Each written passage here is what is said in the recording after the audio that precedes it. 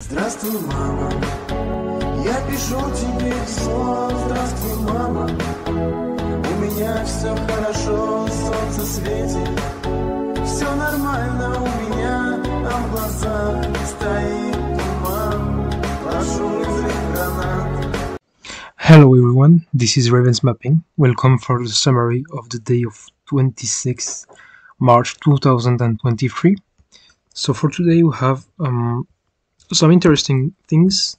So about the attack here south of Orikhiv, or Orikhov, whatever you want to call it. There has been, well, as I said last time, it's now confirmed that the attack failed and that nothing else happened after that. So no changes here.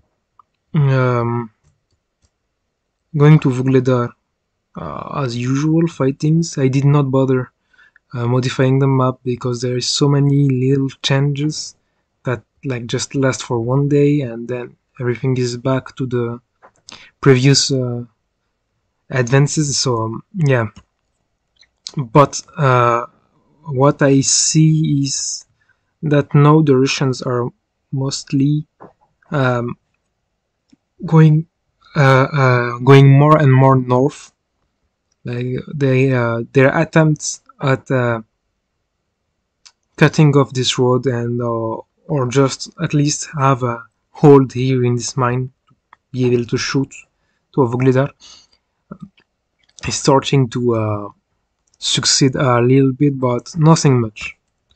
In Novomikhailivka there is fighting reported, more and more fightings lately. In Pobieda, as usual, there's fightings. It seems that the Russians have this place and it moves a lot.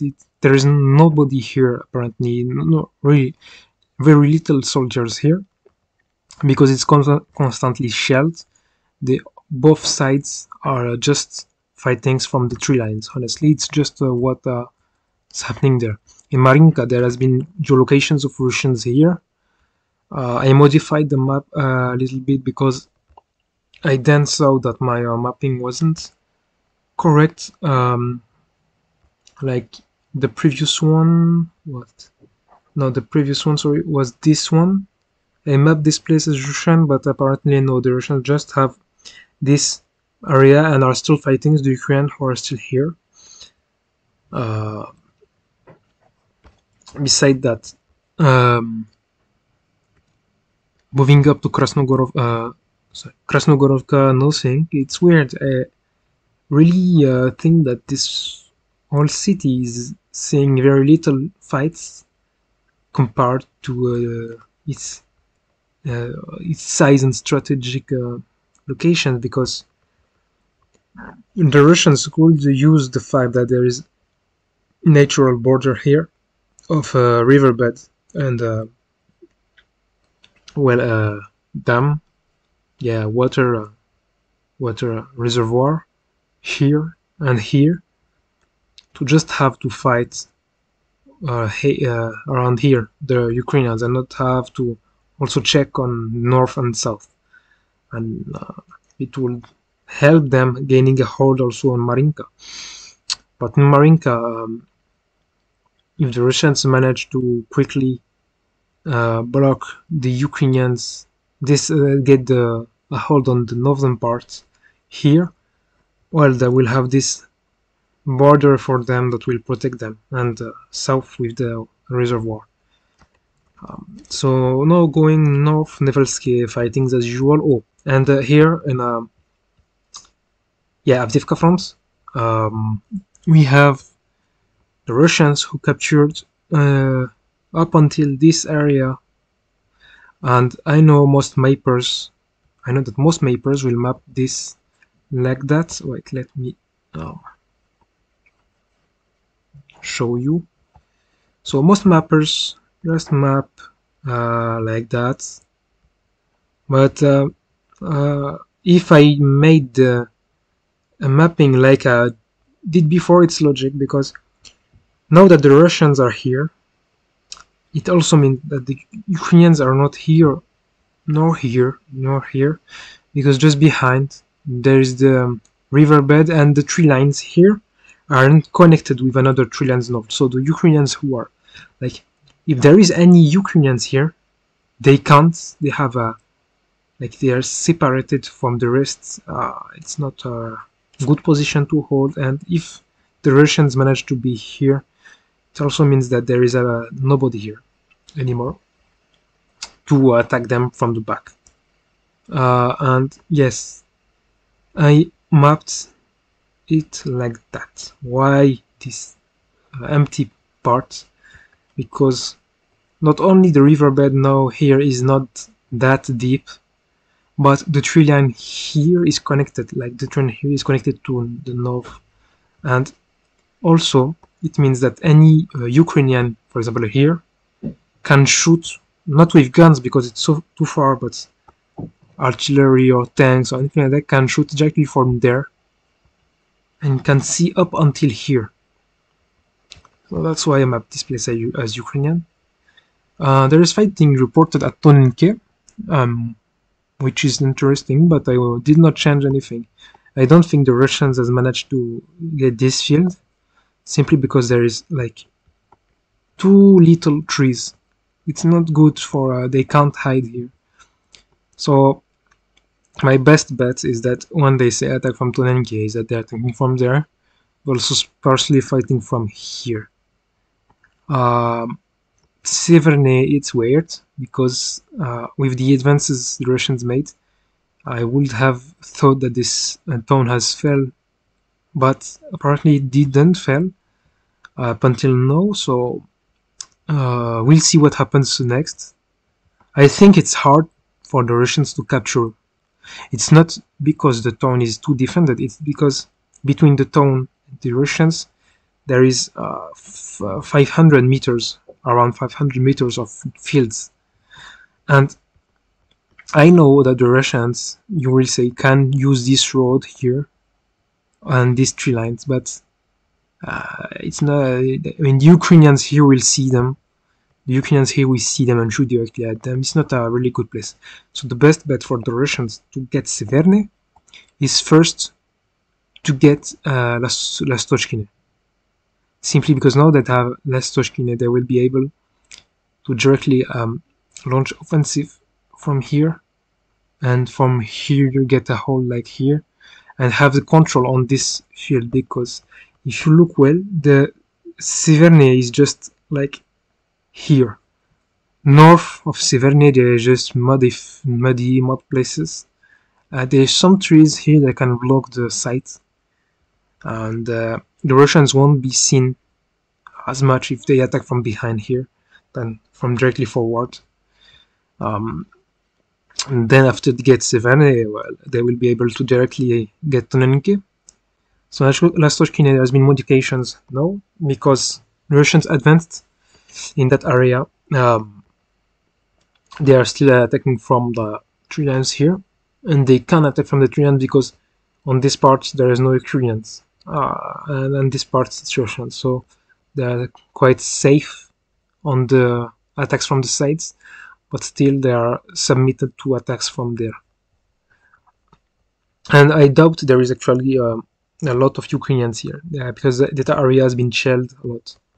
So I think when we talk about fighting toward Lastochkine, it's more fights here, because here is really under Russian fire control. The Ukrainians can't do much, even if there is houses, rebels and everything like that, they can't do much.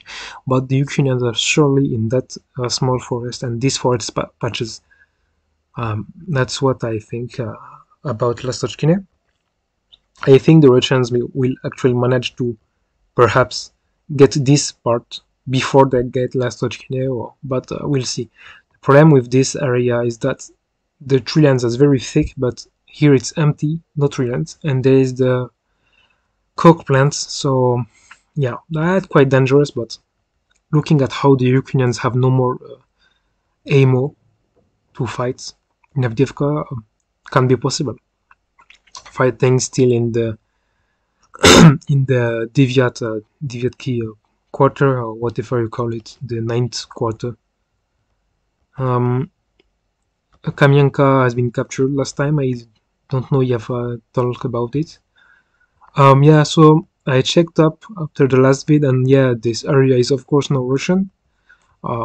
This area is not Ukrainian in the sense that there is no Ukrainians here, but it's flat. The Russians are here, they will be dead.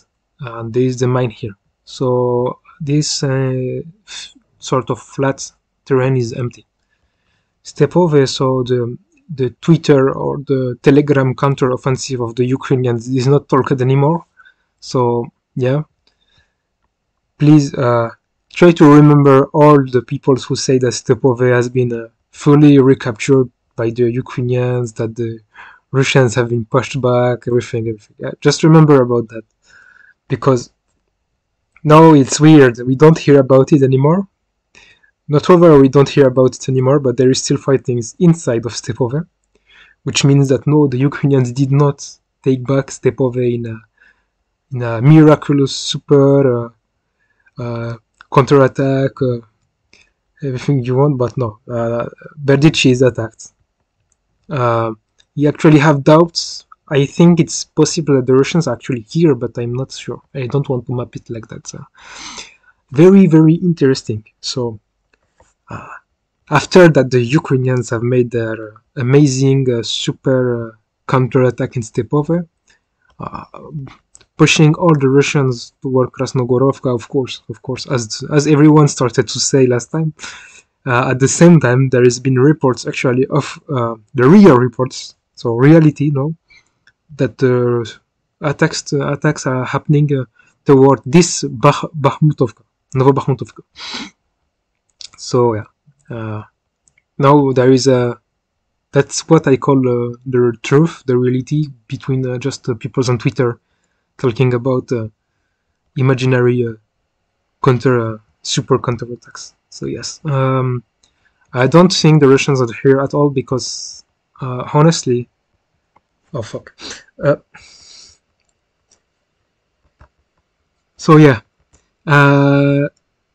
it's if someone knows, but I'm already. These are houses. It's a small sort of village, but there is no name.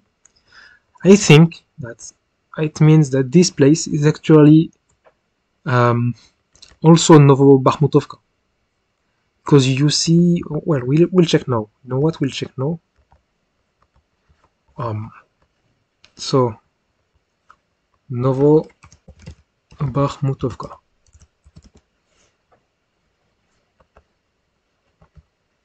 Not, yeah, of course it shows this one.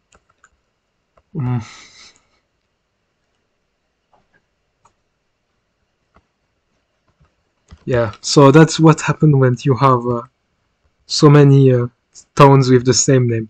Holy shit! It doesn't even show me the right Novobakhmutovka. I know it's written Novobakhmutivka, but I just say Novobakhmutovka. Well, let's search last time. Novobakhmutovka.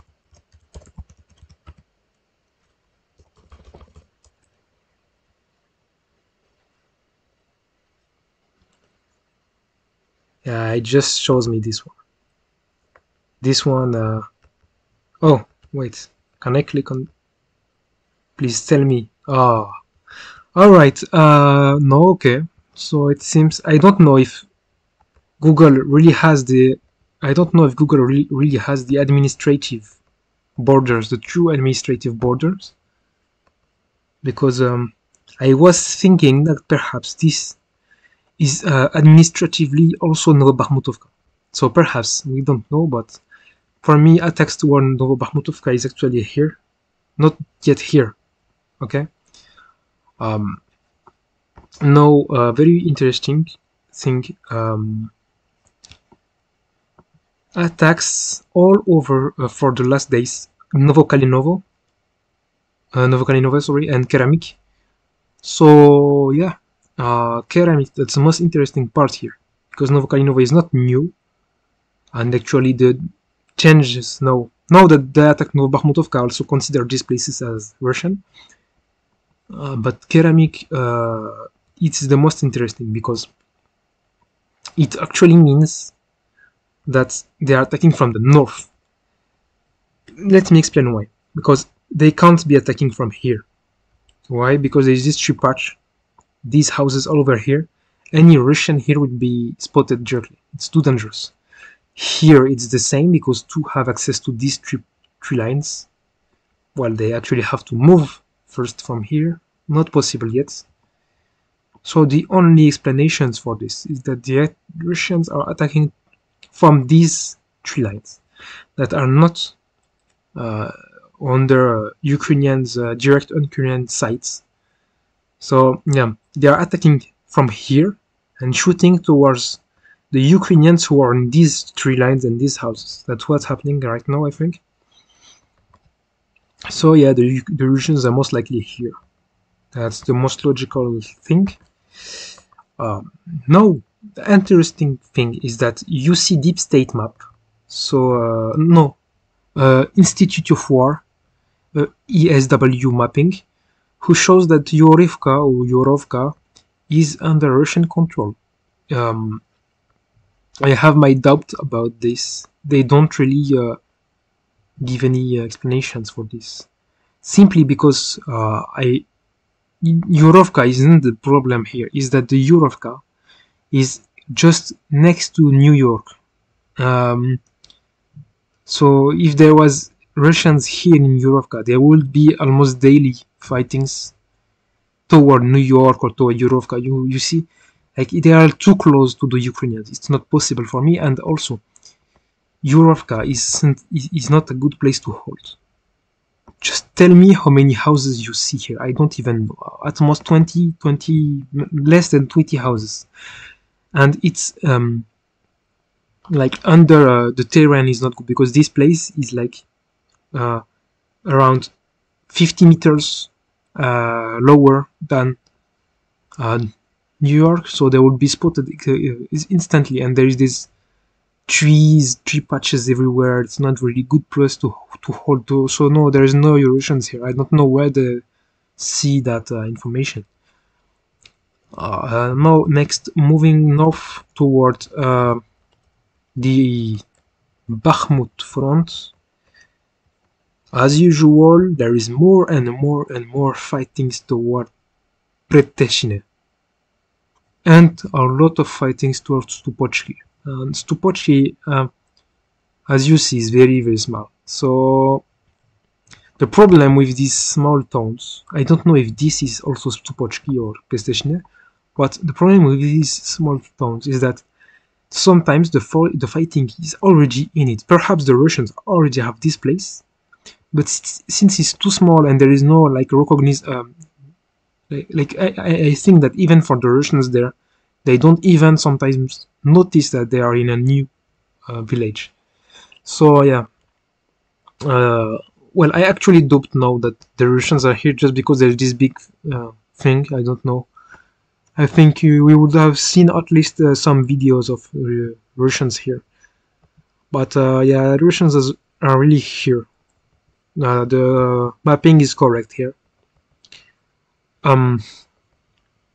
Now, there's also fightings in Oleksandro-Shultine, which means that it allowed me to also correct the mapping and advance the borders here. Because if they are attacking here, that means that they have at least a look over Oleksandro-Shultine. And I also heard about fights toward Bilagora, but I won't change it because Bilagora, the problem is that it's a long city, long town. So this place is also Bilagora, so it could be just Russians attacking from here toward Bilagora, or from here, like the same attack toward Oleksandro-Shultine, also attacking from here, shooting toward here. I don't think, perhaps, but I don't think the Russians are already in this tree line, because this tree line is connected down, so any Ukrainians here can just move, you see, by foot and attack. It won't be a good place to hold. So now moving in the side of Bakhmut. So I updated my mapping because it's been some days. I did not touch my Bakhmut mapping because, well, honestly, it's too many things happening. But thankfully, there is geolocations for you guys. So you have this geolocation, like picture from a video in Artyomovsk. It's this place. Sorry, I put the marker here, but it's this place, the mięso, like the mięso thing, the meat magazine, meat shop, butcher. Yes, the butcher you see in the picture here.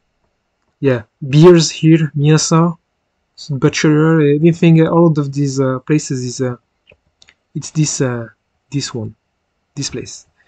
So beside that, these still fightings all over this place, and we're going to come to the most interesting thing. So first, there is still the fights at Avant-Garde.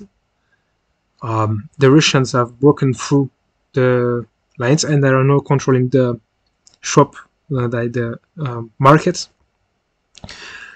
And there is a geolocations of I did not put the picture,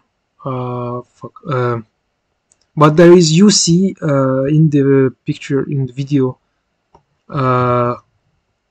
fights here around these buildings here, between these two roads here, meaning that on one side you have the Russians already here and the Ukrainians still here. So yeah, I wasn't expecting this, meaning I thought at first that the Russians were just in the markets, but they actually also got all this area. And also you have fightings here, they took this area too. And no, the most important thing is that you have confirmation of the capture of the AZOM plant. So yes, I was saying in last video, I think, that there wasn't a lot of information coming from the plant, despite that, well, it's a big place, and I thought that will be some sort of fight that everyone will be talking about, but there isn't a lot of information. But now we have the confirmation by RIA Novosti, who filmed the place, the area, and from Wagner too, that the plant has been fully captured. You see a video, well, I have the link, I think, yeah, just search for this, 46222, Intel Slava, he posted the video. So yeah, they have the plants now, which was, I thought that it will take so long, but they actually managed to do it pretty quickly, I think. But it means that the Ukrainians are very low on manpower. You actually also have a video from the Ukrainian side that they did not show because first, we also don't see a lot much on the video, beside that there is the forest here and this area. So it actually shows that the Russians are here, because in the video you see them I think attack or shelling or something like that here, around here. But I did not change anything, so because I actually already know that they were here, just for confirmation. No, Chromove, there's a lot of fights around Chromove, but Bogdanovka, same thing, there is fightings, but no real breakthrough. And Grigorievka, it's the same. I don't have information about this tree line and this forest patch. I don't know if the Russians already got it. No, Markove, same, or Vasilyevka, there's a lot of fighting now going on there. It's like the Russians Wagner are now pushing again in Orekhovo-Vasilyevka. There is a short, there has been like a short counter-offensive from the Ukrainians last day, but I have no information. They say that they, well, it's more like a ghost counter-offensive, because in the deep state map, you actually saw that the Russians have all this area too. They like moved up until here, but that was false. I don't know where they found this. And then they say that the Ukrainians counterattacked here.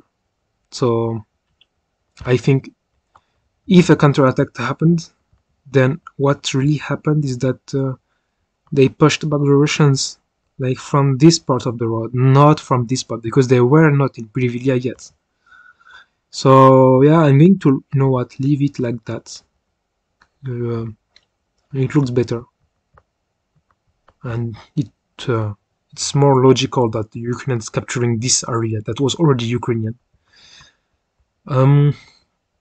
There is some fight going around Zaliznyansk, and yeah, again Veselier attacks.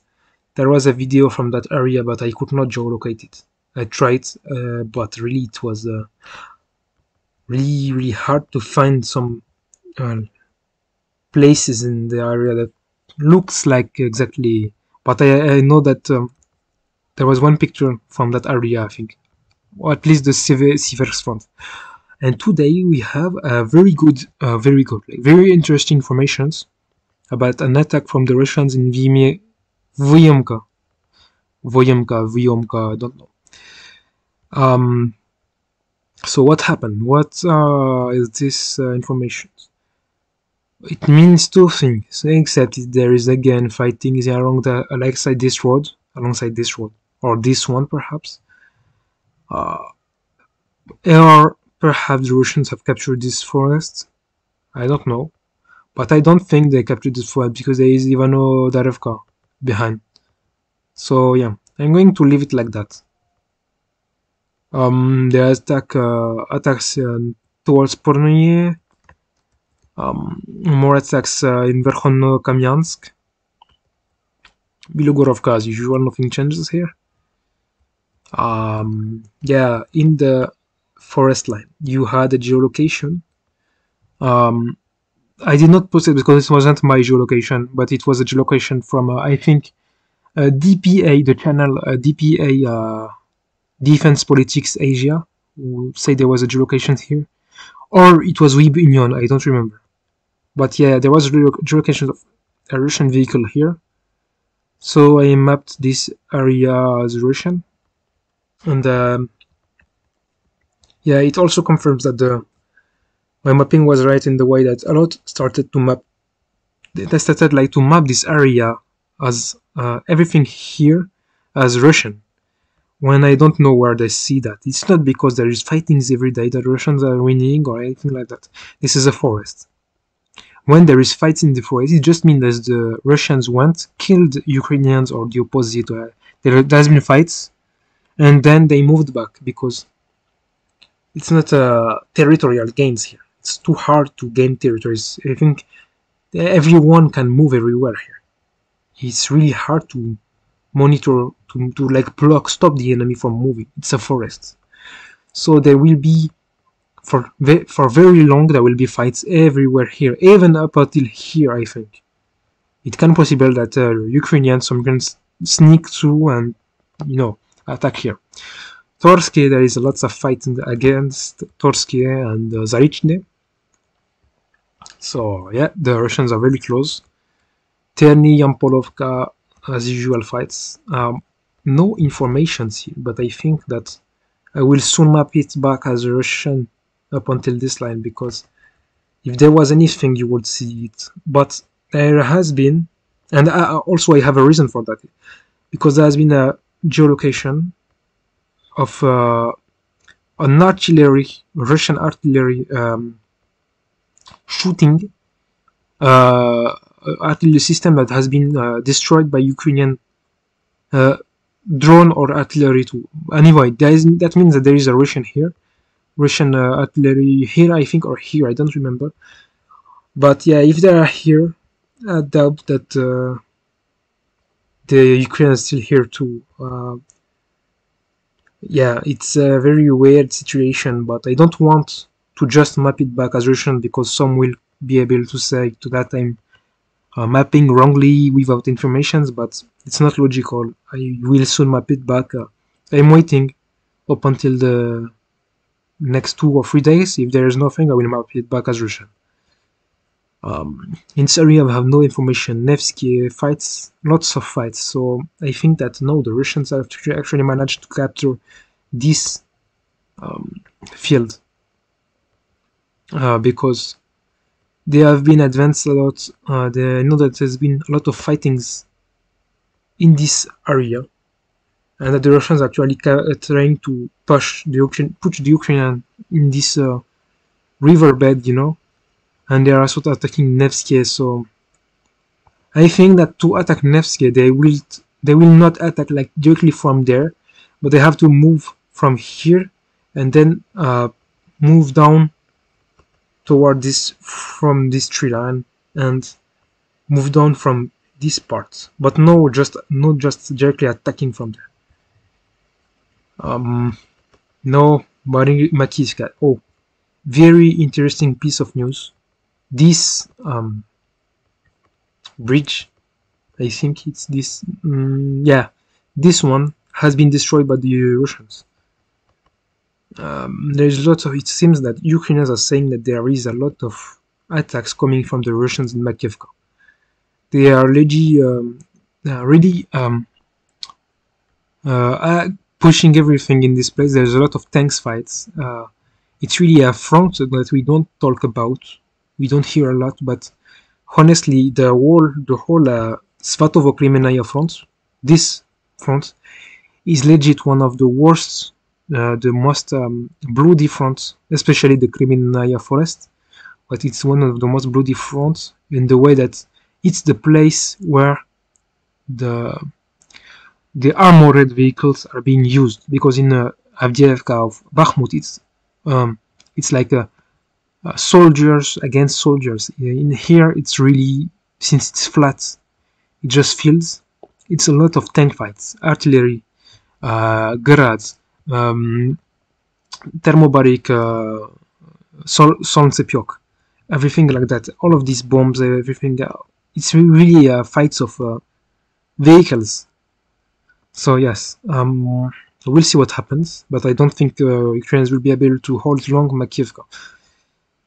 And now going up north, you have mapping corrected here. So apparently there is attacks in Pishane.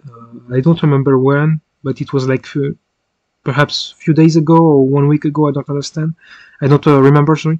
And attacks north of Berestove. That's the most interesting, because when they say attack north of Berestove, it actually means that there is Russians north of Berestove, and north of Berestove is Krokhmalny. Yeah. So I mapped this area as no Russian, and the difference is that before I think I mapped it like, wait, let me look. Yeah, I mapped it like that. So now we can argue that the Russians are not here but here, but at least I'm sure that they are either here, either here. And that's what I'm pretty sure about. But yeah, we'll see what happens about this front line. And beside that, there is not much information that's going on. Just fightings as usual in north of Sinkiovka, but I don't talk about it. It's daily occurrence here, and I'm actually going to correct just this mapping, because if they're attacking from the north of Sinkiovka, that means that they at least have this part of the forest. And perhaps move back here like that. Yeah, it looks better. It's more logical.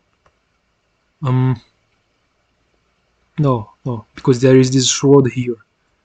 So the most logical is to do this. Yes. Yeah, so that's how the Russians are currently, I think, the most likely, their position. And the most interesting part is that there is no further attacks on Kupiansk. Like, this is the Kupiansk front, but the Russians are not shelling Kupiansk, not bombing Kupiansk. It means a lot of things. It means that the Russians are really want to capture Kupiansk without having to destroy it. Especially that Kupiansk was already in the hands of the Russians 3 months ago. So no, that's all for today, and I hope you enjoyed this video, and I will soon do some videos about strategy used in Ukraine. What is modern warfare? how it works, why there is no encirclements anymore. Like, why isn't Wagner and the Russians pushing for encirclement? Why? I see a lot of people saying that the goal of the Russians is to encircle Bakhmut, but not. It's not the goal. I think at no point I've heard any Russian officials talking about encirclement. Encircling today is not something. Like, it's something you perhaps did in World War II or things like that, but with the modern style of warfare, there is no encirclement possible, or else you will just lose your troops, not the enemy troops. And also, I want to say one last thing. There will not be any attacks from the Ukrainians with, I don't know, like 80,000 soldiers, counter-offensive, counter-Nastупление, everything you want. No, it's not possible. It's not. You don't send 80,000 soldiers. When you hear that the Ukrainians are readying 80,000, 50,000, I don't know how many you hear. But when you hear things like that, it doesn't mean that there will be like 80,000 soldiers going to fight. It's not that. In modern warfare, for one soldier, you have at least 10 soldiers behind. So let's say, if the Ukrainians send 50,000 soldiers to Bakhmut, to help in Bakhmut, only 5,000 will be there to fight, because they switch. Like, it's not the same people's fighting each day. Of course, they have to rest. You have all the medical stuff, everything, everyone that are also resupplying the front, fixing stuffs, all the people who are building trenches, everything like that. It's all of these soldiers. It's the most part of the soldiers you see.